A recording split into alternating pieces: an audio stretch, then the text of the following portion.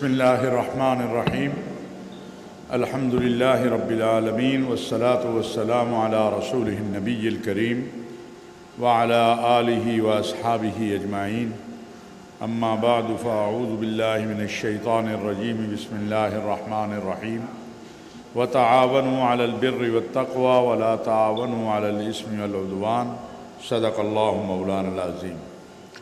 محترم المقام جناب ڈاکٹر قبلہ ایاز صاحب، چیئرمین اسلامی نظریاتی کونسل، محترم ڈاکٹر بختیار صاحب، محترمہ شرمیلہ رسول صاحبہ، علماء، مشائخ، اکابرین، میری بہنوں اور بھائیوں، میرے صحافی دوستوں،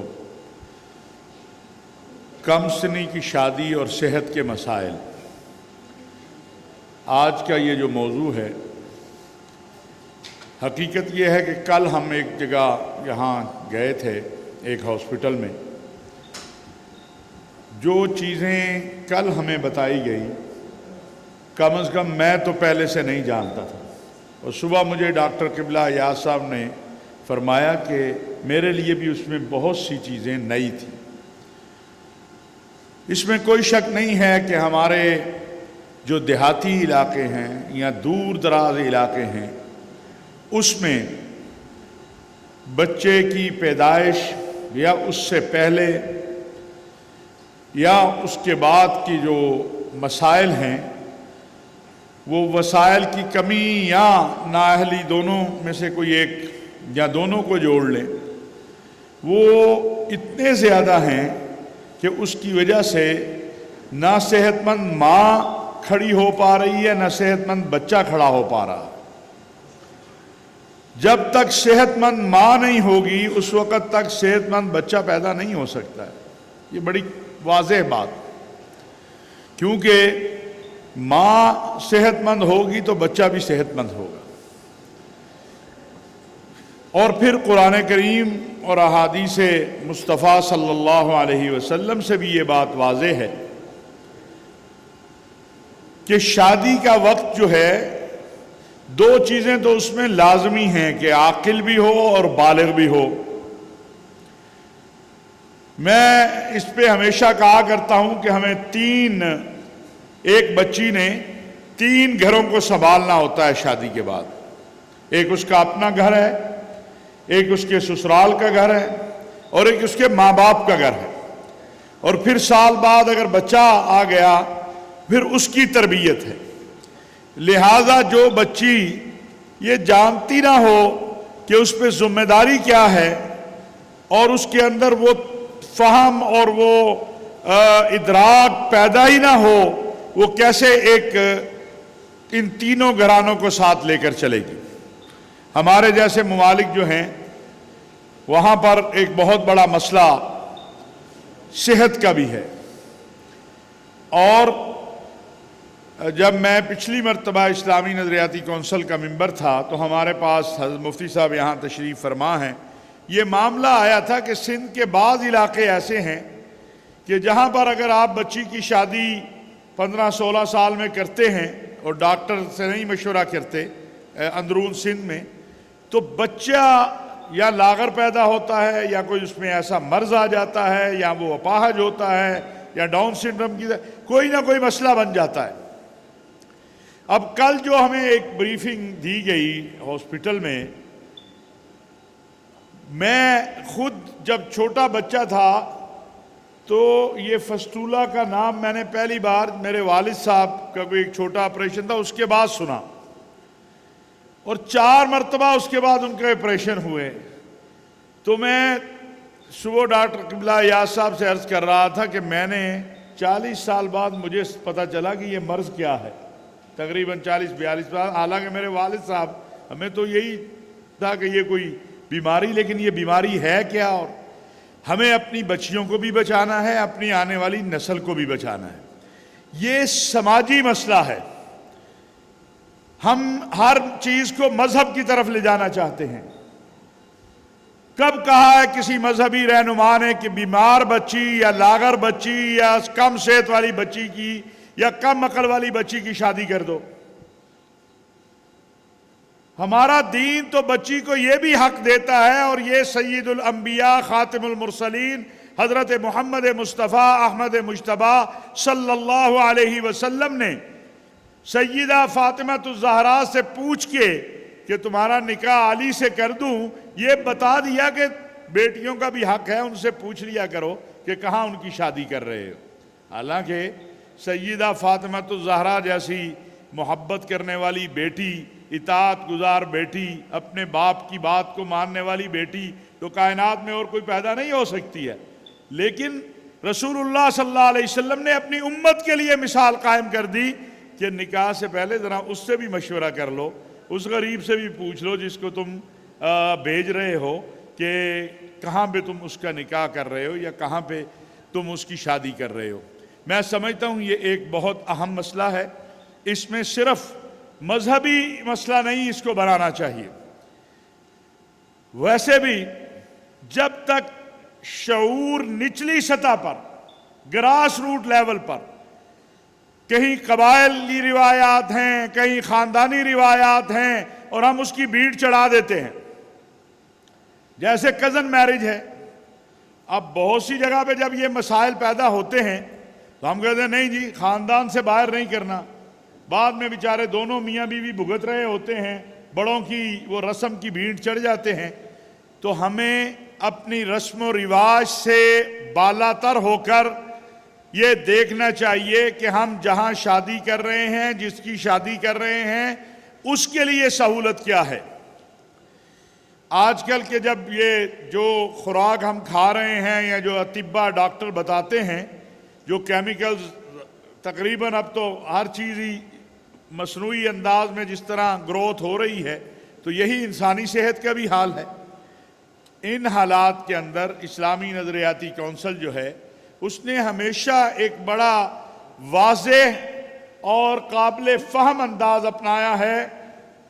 ماں سوائے کبھی ہوا ہوگا، لیکن ابھی جو موجودہ پچھلا 3 سال کا اور موجودہ یہ دور ہے تو ہم بھی اس سماج کا حصہ ہیں، علماء بھی اور مذہبی طبقہ بھی اسی معاشرے کا حصہ ہے۔ ہمارے اوپر بھی گرمی اور سردی اور حالات اثر انداز ہوتے ہیں، یہ ہماری بیٹیاں ہیں، ہماری بہنیں ہیں، ہماری بچیاں ہیں۔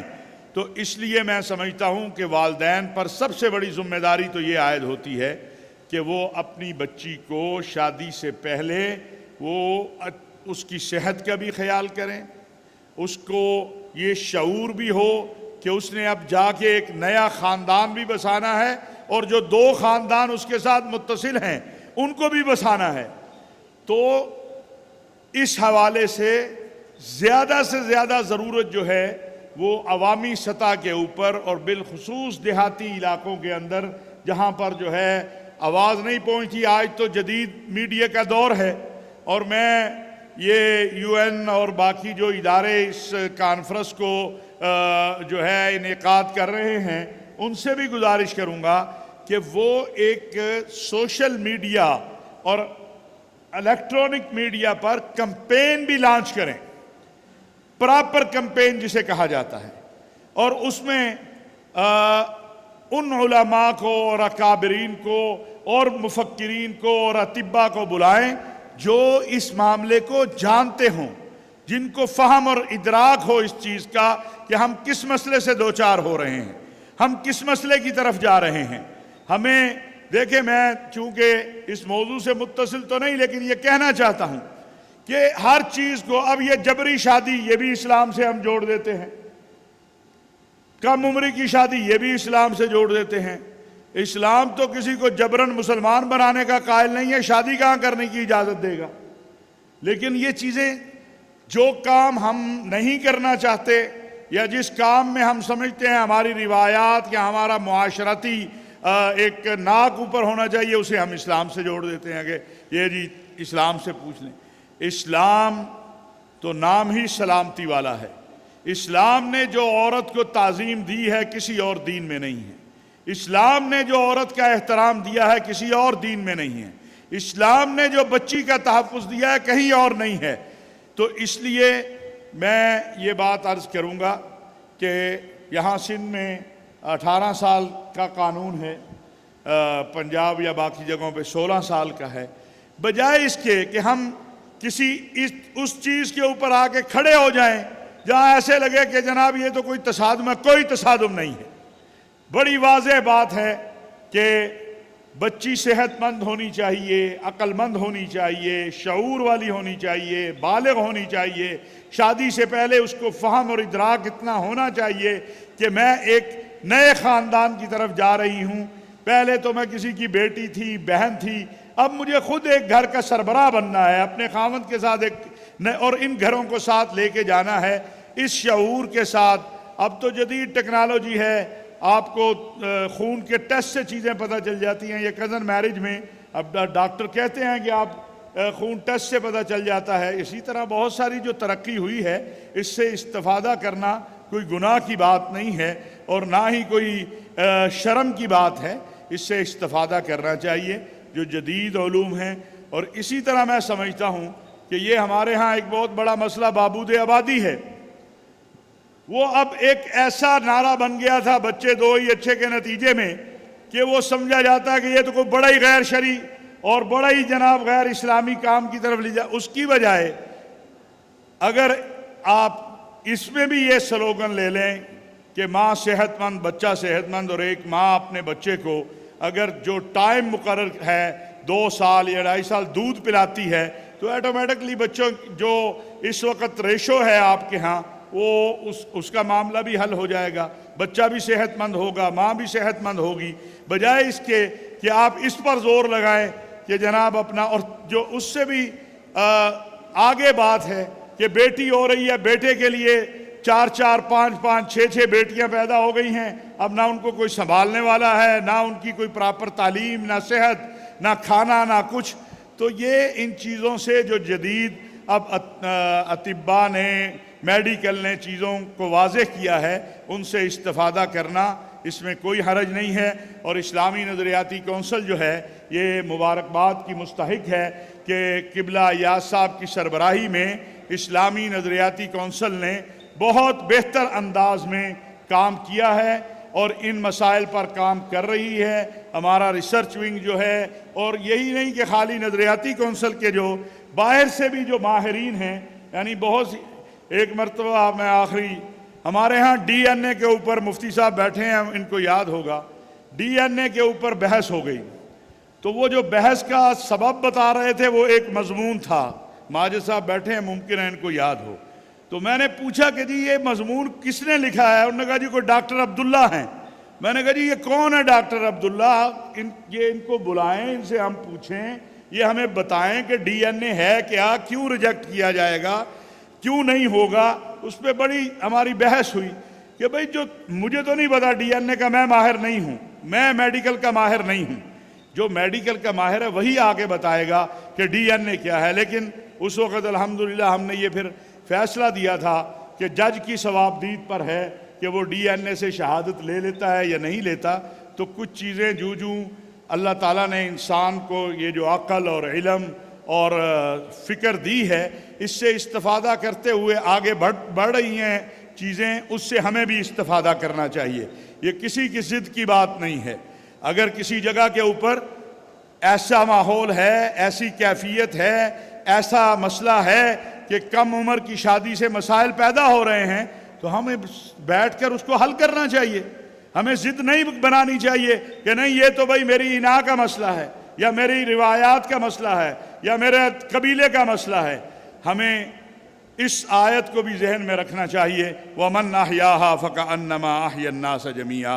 कल जो कुछ हमने वहाँ देखा, सच्ची बात है, उस वक़्त से दिल डरा भी हुआ है और एक खौफ भी आ रहा है कि अल्लाह के यहाँ से कि अगर हम लोगों ने इन चीज़ों को, और बड़ी जो अगरचे एक जान भी बड़ी कीमती है, लेकिन जो फिगर दिया गया 35,000, अगर इस मुल्क के अंदर अतिब्बा, डॉक्टर, हुकूमत, महकमा हेल्थ तय कर ले कि ये फस्तूला का हमने जो है वो इलाज करना है, तो ये 35,000 22-24 करोड़ के मुल्क में कोई बड़ा फिगर नहीं है। ये हो सकता है, इसमें सबको आगे इसी तरह ये जो कम उम्री की शादी है या ये जो जबरी शादी, और आज मैं तमाम हजरात की मौजूदगी में ये अर्ज़ करना चाहता हूँ, मैं तो इनका एक तालिब इल्म हूँ, یہ سارے اکابر علماء ہیں کہ اسلام میں جبری شادی کا کوئی تصور ہی نہیں ہے، کوئی وجود ہی نہیں ہے اسلام میں جبری شادی کا، کہ آپ کوئی گائے بھینس تھوڑا ہے کہ آپ پکڑیں گے اور اسے باندھ دیں گے کہ جو اب تمہیں زنجیر کے ساتھ باندھ دیا ہے۔ نہ جبری اسلام کا کوئی تصور ہے کہ جبرن اسلام، اگر جبرن مسلمان بنانے کا اسلام قائل نہیں ہے۔ یہاں کوانٹٹی نہیں چاہیے ہے، کوالٹی چاہیے ہے۔ 313 تھے تو دنیا پر فاتح بن گئے تھے۔ یہ کوئی بڑی تعداد جمع کرنے کا نام اسلام نہیں ہے، اسلام تو عمل کا نام ہے۔ اس لیے میں یہ گزارش کروں گا کہ آج کی جب یہ کانفرنس کا اعلامیہ جاری ہو، جو یہ تمام اکابرین کی مشاورت سے جو ہے وہ تیار کیا جائے، تو اس میں ان سارے معاملات کے اوپر بات ہونی چاہیے۔ میڈیا کے دوستوں سے بھی میں گزارش کروں گا، یہاں ڈاکٹر صاحب موجود ہیں، کسی دن آپ ان کے ہاں جائیں اور جا کے حقیقتاً میں جہاں تک میری رسائی ہے، میں بھی آپ کا ایک چھوٹا سا بھائی ہوں میڈیا کی دنیا کا۔ یہ جو بیماری فسٹولا کا کل ہمیں جو چیزیں پتہ چلی، میں قسم اٹھاتا ہوں کہ اگر اس کی اویئرنس آ جائے تو ممکن ہے بغیر علاج کے یہ جو 35,000 اب تک سال کے بتا رہے ہیں، ممکن ہے یہ 10,000 پہ آ جائے، اس سے بھی کم پہ آ جائے اگر ہم اس پر تھوڑا سا۔ تو میڈیا کے دوستوں سے بھی میری گزارش ہے کہ یہ جو چند چیزیں ہیں ہماری طرف سے، اس کو ضرور آپ بیان کر لیں۔ ایک کہ اسلام جبرن نہ شادی کا قائل ہے، نہ کسی کو مسلمان بنانے کا قائل ہے۔ کم سنی کی شادی جو ہے، اسلام کا حکم ہے کہ وہ عاقل ہو، بالغ ہو، صحت مند ہو، اور اس حوالے سے جو ڈاکٹر اور اطباء اور ماہرین کے ساتھ بیٹھ کر چیزیں طے ہو جائیں اس پر عمل کرنا چاہیے۔ اور آخری وہی بات جو میں نے کہی، یہ جو فسٹولا کا مرض ہے، اس کے حوالے سے جو ہے جتنی اویئرنس دے سکیں، یہ خصوصاً ہمارے آج کل تو سوشل میڈیا کا دور ہے، اور پھر یہ سیلاب آیا ہے۔ میں سیلاب کی وجہ سے جو مسائل پیدا ہوں گے، اب جو بیماریاں آ رہی ہیں، اور خصوصاً جو عورتوں کی بیماریوں کے حوالے سے مسائل ہیں، ان کی طرف بھی توجہ دینی چاہیے۔ عالمی اداروں کو بھی جو طب کے حوالے سے ہیں، میں اپیل کروں گا اپنی طرف سے بھی، حکومت کی طرف سے بھی، وزیر اعظم پاکستان کی طرف سے بھی، کہ وہ آگے بڑھے اور سیلاب زدہ علاقوں میں جو ہماری بہنیں، بیٹیاں، بچیاں ہیں، ان کے جو مسائل ہیں ان میں تعاون کے لیے جو وہ کر سکتے ہیں۔ ہمارے باقی قوم کے ساتھ 70% پاکستان اس وقت سیلاب زدہ ہے اور لوگ پریشان ہیں، جہاں تک مدد ہو سکے، اور اکیلا پاکستان اس سے نہیں نمٹ سکتا۔ یہ 30 ارب ڈالر کے قریب نقصان ہوا ہے پورا، تو اس میں صحت سب سے اہم مسئلہ ہے۔ صحت مند لوگ ہوں گے دوبارہ اپنے گھر بنا لیں گے، صحت مند لوگ ہوں گے دوبارہ محنت کر کے اپنے بچوں کو پال لیں گے۔ تو اس طرف بھی یہاں چونکہ عالمی اداروں کے نمائندے بھی موجود ہیں، ہمارے بھی طبی ماہرین اور صحت سے وابستہ لوگ موجود ہیں، تو میں اس میں بھی گزارش کروں گا کہ اس طرف بھی توجہ فرمائیں۔ کوئی بات بری لگی ہو تو معافی، وما علینا الا البلاغ المبین۔